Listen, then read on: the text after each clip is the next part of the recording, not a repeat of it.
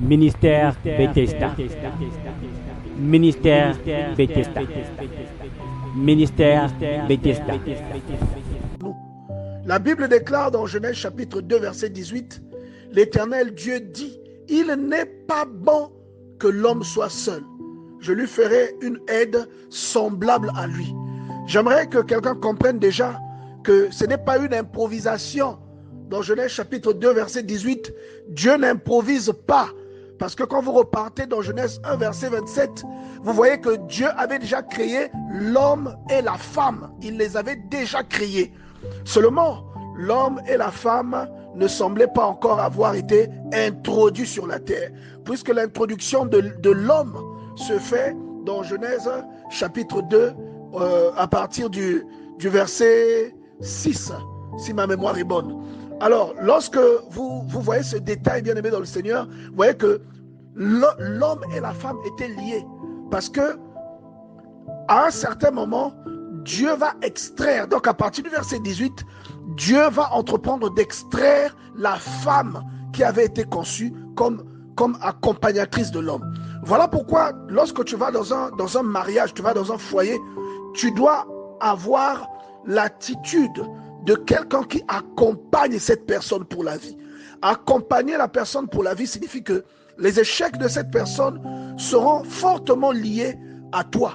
Et le succès de cette personne sera également fortement lié à toi, bien-aimé dans le Seigneur, parce que c'est une voie que vous empruntez ensemble. Dieu vous enverra toujours vers quelqu'un qui a besoin de quelque chose que Dieu a déposé en vous. Dieu ne vous enverra jamais auprès de quelqu'un qui se suffit. Il vous enverra toujours vers un homme qui aura besoin de vous, qui aura besoin de vos services et pour lequel vous serez quelqu'un de complémentaire. Maintenant, la question c'est, est-ce que vous serez déterminé en quoi vous devez être utile à cet homme, à part lui donner des enfants et lui fournir du plaisir? Est-ce que, parce que la plupart des femmes aujourd'hui sont réduites à ce rayon-là, à ce rayon qui consiste à donner des enfants et à fournir du plaisir à l'homme. Et il y en a d'autres qui ont adopté un autre rayon qui consiste à épuiser les finances de l'homme. Est-ce qu'une femme qui connaît Dieu, est-il normal que son rôle ne se limite qu'à ses rayons, que son rôle ne se limite qu'à ces endroits-là, qui consistent en la consommation et en la production d'enfants? Vous voyez, une femme qui prie et qui a l'esprit de Dieu, la Bible l'appelle une femme vertueuse. Lorsqu'elle vient dans la vie de son mari, elle ensoleille la vie de son mari. Et aujourd'hui, j'aimerais que nos sœurs, que vous fassiez un bilan. Depuis que vous êtes avec votre homme, avez-vous l'impression que sa vie s'est améliorée?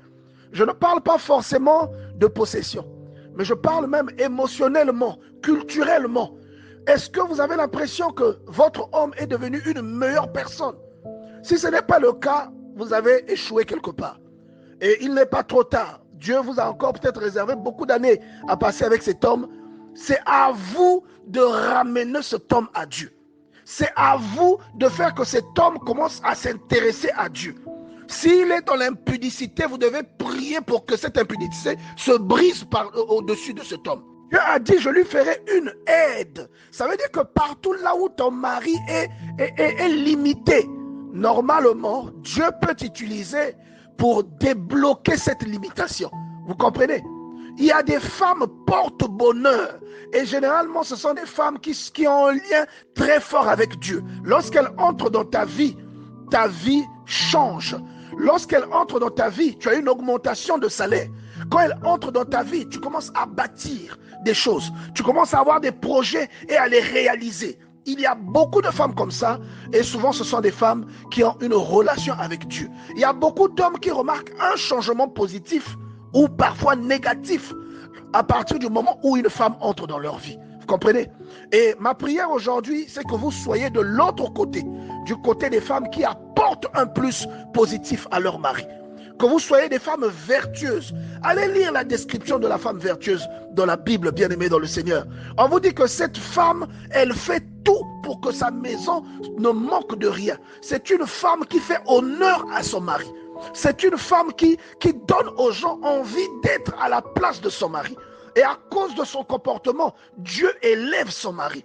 Ça veut dire quoi? Ça veut dire que l'aide que vous êtes supposé apporter à votre mari ne consiste pas seulement dans le fait d'élever des enfants, mais même dans son être, dans sa conscience, dans sa psychologie. Votre apport a une importance capitale. Vous voyez, un homme qui n'est pas bien traité est un homme qui finit par se déséquilibrer quelque part. Et la plupart des femmes récoltent des choses de leur mari sans savoir qu'elles ont elles-mêmes sémé ces choses-là. Il y a des femmes qui ont des rivales, qui ont elles-mêmes été allées chercher ces rivales-là en traitant mal leur mari dans la maison. Mais aujourd'hui, elles prient pour que Dieu les délivre. Vous voyez ce que la parole de Dieu dit? Elle a bien plus de valeur que des perles. Donc une femme vertueuse, une femme qui connaît Dieu, une femme qui est brisée, a plus de valeur que des bijoux. Elle a plus de valeur que des perles. Voilà pourquoi toi qui es une femme vertueuse, ne sois pas triste parce que ton mari n'a pas assez d'argent pour t'offrir un iPhone dernier modèle.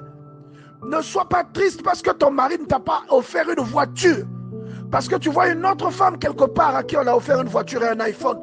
Ne sois pas triste parce que toi, tu es une femme vertueuse. Tu as beaucoup plus de valeur que cette femme à qui on offre des choses et qui n'est pas vertueuse dans son foyer. Tu as beaucoup plus de valeur que la femme consommatrice. Tu as beaucoup plus de valeur parce que Dieu a investi en toi. Et ce qu'on offre à cette femme, tu pourras te l'offrir toi-même sans avoir besoin que ton mari ne te l'offre. Parce que Dieu va bénir tes mains. Si tu es connecté à Dieu, bien-aimé, tu pourras offrir des choses à ton mari. Et la Bible déclare, elle fait du bien à son mari et non du mal tous les jours de sa vie. Ton mari est heureux avec toi. Tu comprends? Elle dit, elle se procure de la laine et du lin. Elle travaille d'une main joyeuse. Ne sois pas paresseuse, ma soeur, dans la maison. On dit qu'elle travaille. Or, quelqu'un qui travaille, c'est quelqu'un qui rapporte quelque chose. Ne sois pas paresseuse. Et la Bible déclare encore, elle se lève lorsqu'il fait encore nuit. Elle donne la nourriture à sa maison et des tâches à ses servantes. N'attends pas que l'on fasse tout pour toi, mais sois celle qui est utilisée par Dieu pour instruire, pour nourrir et pour confier aux autres. La Bible dit que cette femme-là, elle pense à un champ et elle l'acquiert. Il y a des femmes qui n'ont aucune ambition dans la vie. Elle attend que tout vienne toujours de l'homme. Dieu est en train de te parler de la femme vertueuse, celle qui a des projets et celle qui met ces projets-là à accomplissement. Elle les mène à accomplissement. Elle n'attend pas que tout vienne de son mari. Ce n'est pas une femme parasite. Vous comprenez, bien-aimé dans le Seigneur? Oh, parce que tu m'avais épousé, Non! Il faut que tu te démarques. Il faut que tu te cultives. Il faut que tu ressentes que une fois que tu es dans la vie de quelqu'un, il y a un changement qui naît dans la vie de cette personne. La Bible est claire à cet égard. Et beaucoup de femmes ne sont pas enseignées. Elles pensent que parce qu'elles sont mariées, donc tout doit venir du mari. Ce n'est pas ce que la Bible dit. La Bible te fait une description dans le livre de Proverbes chapitre 31. La description de la femme selon le regard de Dieu. Vous voyez, elle tend la main aux malheureux. Sois une femme généreuse. Ne refuse pas de donner à ceux qui n'ont pas.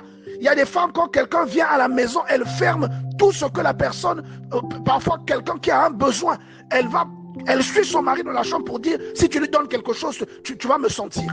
Bien-aimés dans le Seigneur, nous devons arrêter avec ce genre de comportement. Parce que beaucoup de femmes sont malheureuses dans leur foyer. Non pas parce que leur mari ne les aime pas, mais parce que Dieu les combat.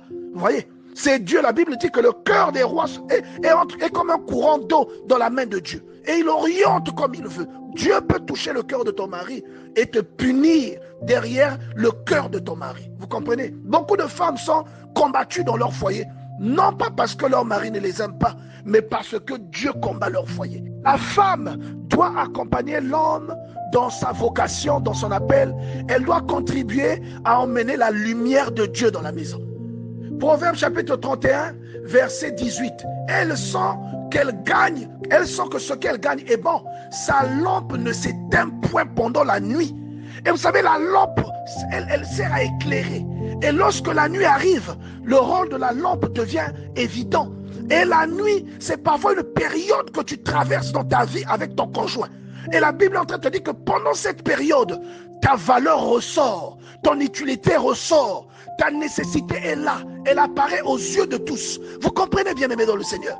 Pendant une période sombre qui arrive dans ton foyer, pendant que vous traversez des difficultés, tu deviens une lampe parce que la nuit a revêtu ton foyer. C'est de ce genre de femme que Dieu a besoin. C'est à ce genre de femme qu'il veut que nos sœurs ici ressemblent.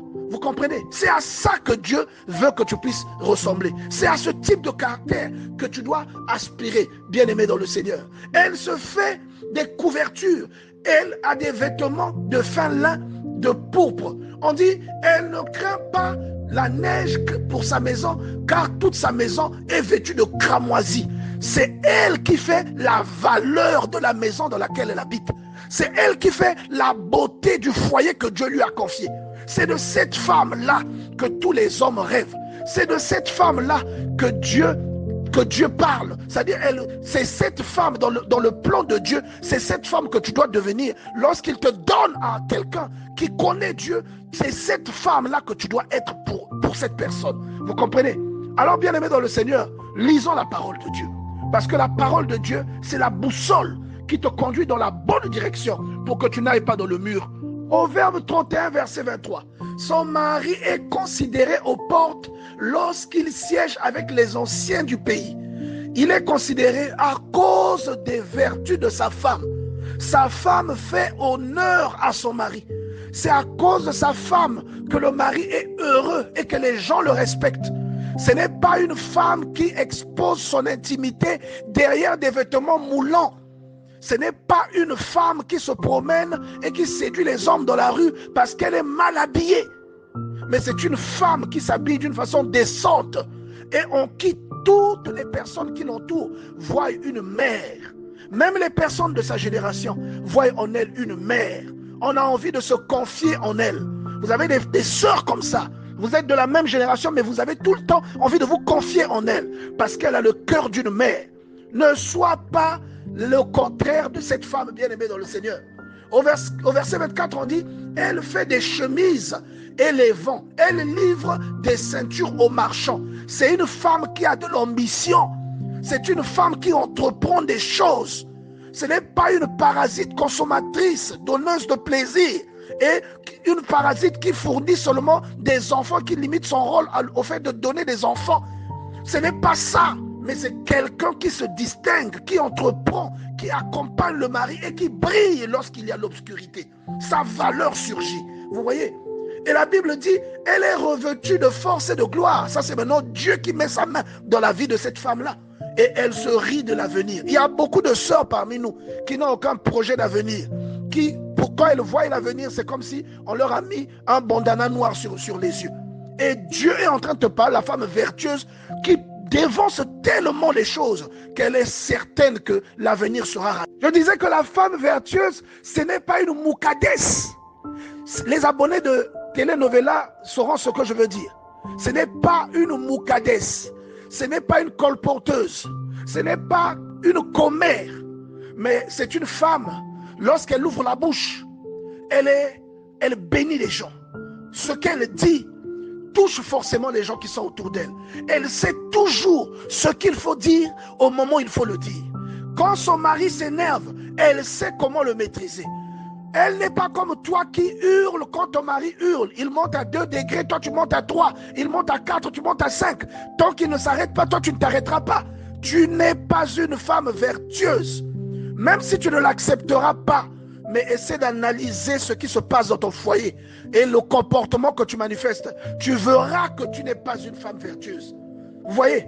Ne crie pas sur ton mari. Ne sois pas une rapporteuse. Ne rapporte pas même ce qui concerne ta propre maison.